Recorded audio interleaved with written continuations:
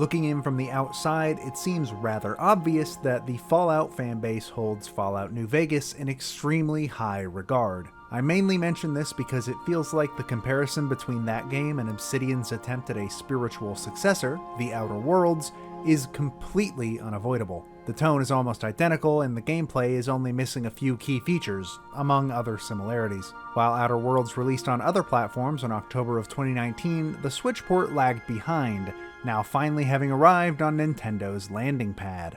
Unfortunately, a few sacrifices seem to have been made on its journey there. Roughly 70 years before The Outer Worlds begins, a ship full of colonists in suspended animation malfunctions and begins drifting outside the Halcyon system, leaving its passengers in cryosleep for far longer than initially planned. One day, a scientist named Phineas Wells is able to wake up one passenger, the player, and recruits them to help him figure out how to wake up the rest of the ship as well. Upon landing on the planet Terra 2, the newly awakened player learns that the Halcyon system is a collection of colonies controlled by a group of corporations referred to as the Board. After acquiring a ship called the Unreliable, the player is sent out to explore the planets of Halcyon and make a decision as to whether they will help Wells or take a lucrative job with the Board.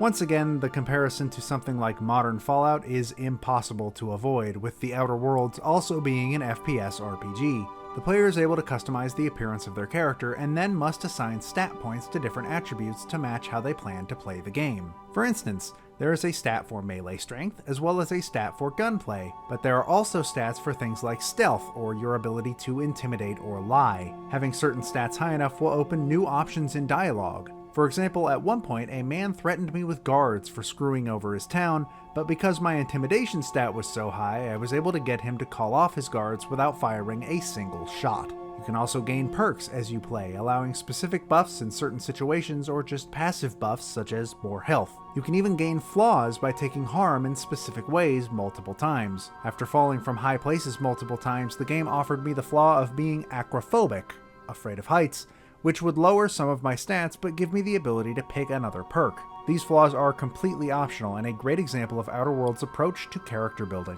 Unfortunately, the move to the Switch has caused quite a few problems to crop up. While I never personally noticed any slowdown or frame rate drops, there were still issues that were basically impossible to ignore. Lighting bugs were near constant and shadows only came into being as I got closer to things like cliffs. On a similar note, the render distance for certain objects is mere feet in front of the player, with things like flower stems appearing right before your eyes. Textures are constantly flickering in and out of existence, sometimes based on how far away you are and sometimes just based on how far to the right or left you're currently looking.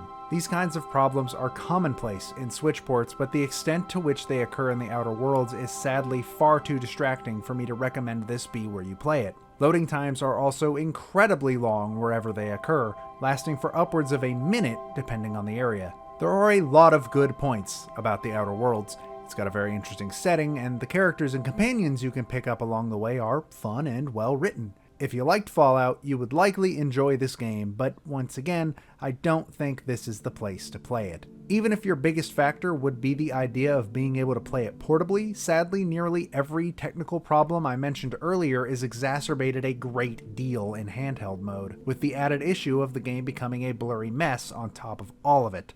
For some, the world of Halcyon will be a welcome place to visit, but unless you are super attached to the idea of a portable Fallout game, it is likely better to look to one of the other platforms for which this game is available.